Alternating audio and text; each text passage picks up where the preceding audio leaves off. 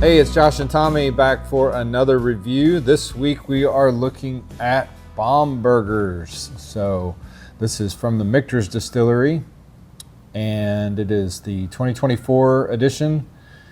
We've got batch 24F2307, and there was 2011 bottles produced, and it's 108 proof.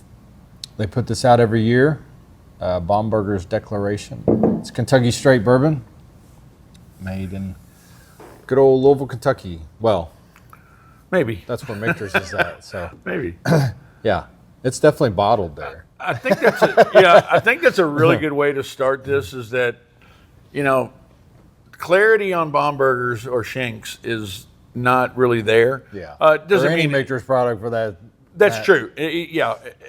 But it doesn't mean that it can't be fine whiskey. Right. It can't be really good drinkable whiskey. But I'm all into clarity. I like it. I want to see every label and it says we did this here, we did this here, right. We did how much percentage of this was it. But you don't always get that. Certainly not in the bourbon world. Yeah. We know how convoluted that it can. Yeah. That it can there's be. all the NDAs and all that. Yeah, stuff. for sure. But this has been a pretty popular product at Watch Hill. Okay. We have a couple. Regulars who really like it, and then I think people see them drinking and they're like, hey, what about this Bombergers, and they try it. So it's been pretty popular. I have honestly never had it.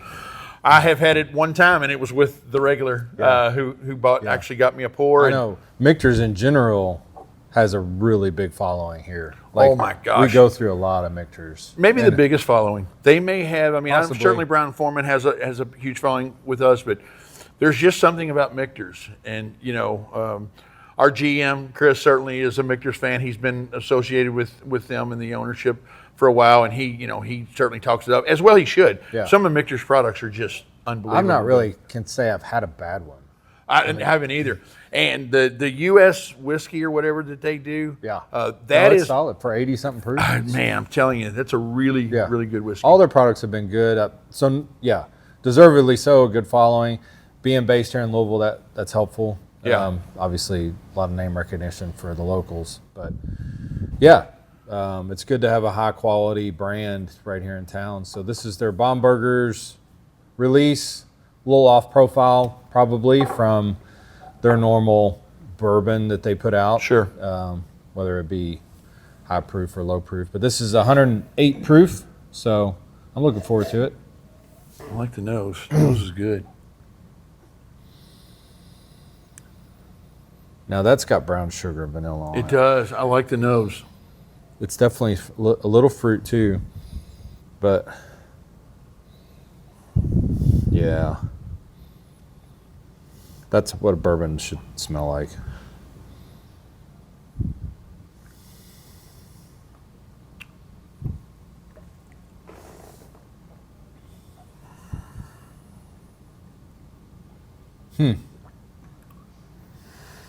Oh, it's a U-turn bourbon. Started one way and then went the other way. Well, starting with the nose, the palate went a whole different way from the nose to me. It is not sweet, not brown sugar vanilla sweet. The mid palate has a little bit of sweet on it, but man, it turns into like you're drinking 130 proof. Oh, really? Bourbon. Mine went really hot. Maybe it went down the wrong way.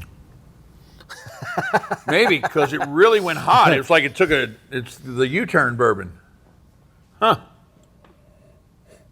The nose is fantastic.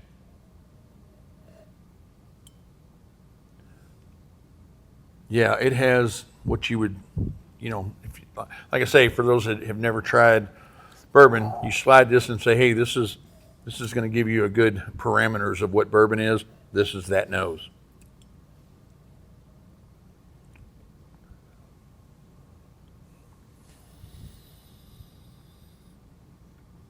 So really, it's a dull sweet too. It's not real dull. It's not. Yeah. Now that I go back, it's not dull sweet. Is the biggest sweet that I could say because it's really not that sweet, and it didn't hit me as hard on the finish that time. But man, that first sip, and even a little bit this, what we talked about earlier. I don't get this a lot. I did on this. I didn't get it. This is 108 proof. I didn't get it. I don't know why that is. I That is very would unique have for probably me. nailed this proof at 100. Really? Yeah. I don't know, man. Maybe I'm just having an off. If it does feel like it's a little bit higher rye content. So if I was to throw a number at it, I would say somewhere between 18 and 25 rye. And you could be right. You know what I mean? Yeah. Like, it's not a 10. I don't think it's a 10. And I don't think it's a 35. No, I think you're probably right on that. And maybe that's what I got. I don't know. That just was the second sip and third sip really changed from the first. I still got that, not offensive finish, but the dullness of the sweet notes there's just a hint of sweet. Not a lot of sweet in this for whatever reason. Huh. No. And honestly, for me on the palate, like nothing jumps off nothing really is jumping out as saying like, oh, this is, brown sugar, vanilla, or fruit, or floral. It's just kind of, I don't know. I got the second time through, I got a lot more oak. I just got a lot of oak. You know what? I don't know anything about what they were drinking back when Bomberger's was the original. Mm-hmm. This might be it. You know what I'm saying? I mean, like authentic cowboy whiskey. Yeah. To where we don't need no sweet, or this might be it. Well, if they're off profile, they're on the money. This is off profile for Michter's. Yeah, because Michter's to me is a little sweeter than this. Maybe that's what they're going for. But it's definitely oaky. Like if you like an oak, I don't know. For me, it's oaky. It's kind of a dark. I'm getting more barrel. I guess something like this, I'm getting a lot more influence from the barrel than I am from the grain. I'm not getting the grain notes. I'm not getting any sweet, I agree. corn. I'm not getting rye. I'm getting barrel stuff. Yeah, I agree with that. That's the why tannins from the barrel. I'm getting the oak from the barrel, the char from the barrel.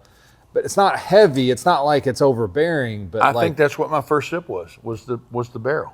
It kind of hit me a little harder than I was expecting. And like I say, it wasn't offensive. No. But yeah, there's not a whole lot of sweetness, and I think that maybe that's what they're going for. Yeah. If they are, they nailed it. Yeah. So it's interesting. It's a bourbon for sure. It is definitely a bourbon. There's not a lot of sweet. You're not No. going to get a lot of sweet notes from the palate for sure. Not even on the nose. Man, it's been a weird day. It has been a weird review day for me, especially. My God, I'm having a word jumble over here.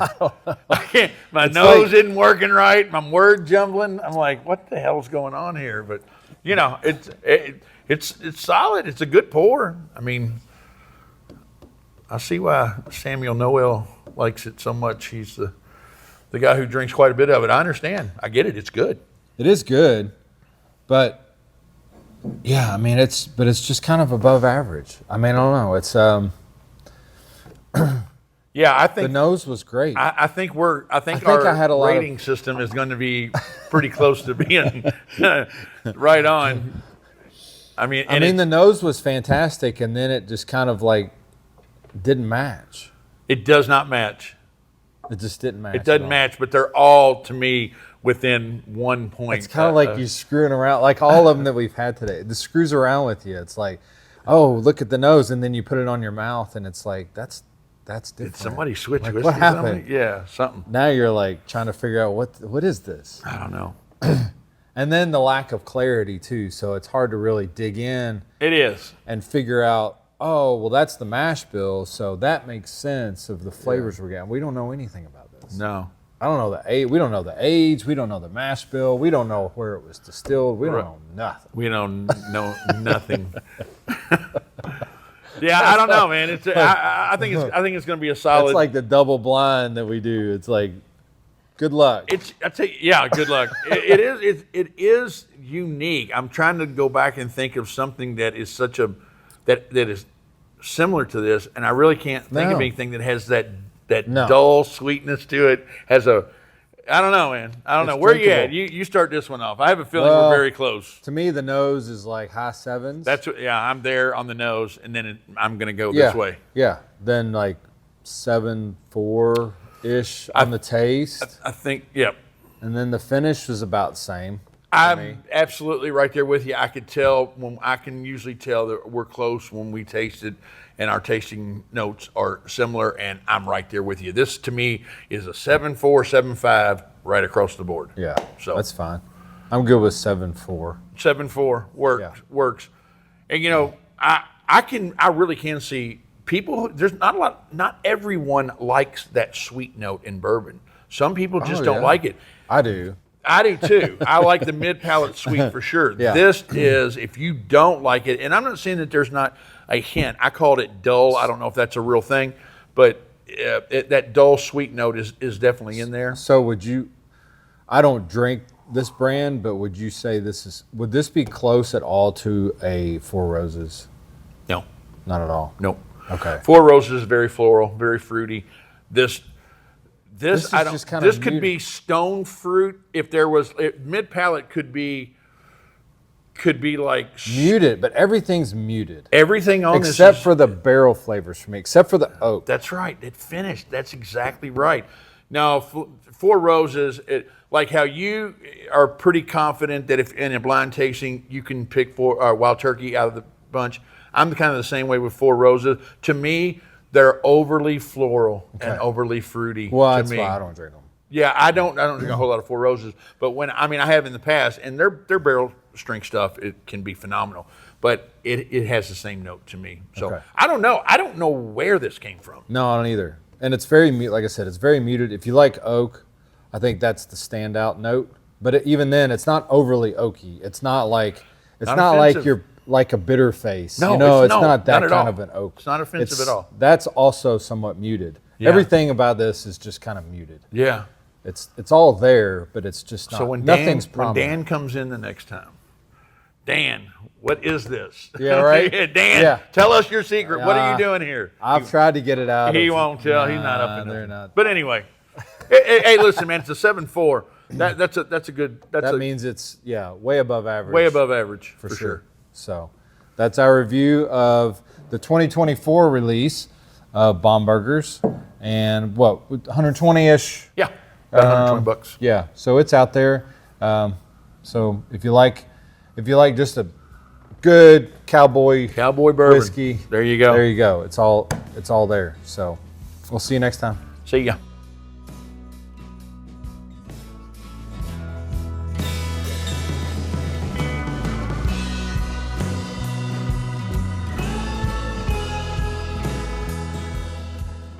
Hey guys, I'm Tommy. This is Josh. We're the owners of Watch Hill Proper. We are the largest American whiskey bar in the world. We're located in Louisville, Kentucky. We'd love for you guys to come out and visit us. We offer, elevated cuisine, great cocktail list, and the wall is what people show up to see. Definitely can satisfy your palate from standpoint of whiskeys, different bourbons, different flights. You can make your own, but we have wines, cocktails. Michael Crouch is our chef. I was going to say, amazing food. So we'd love to have you come out and visit.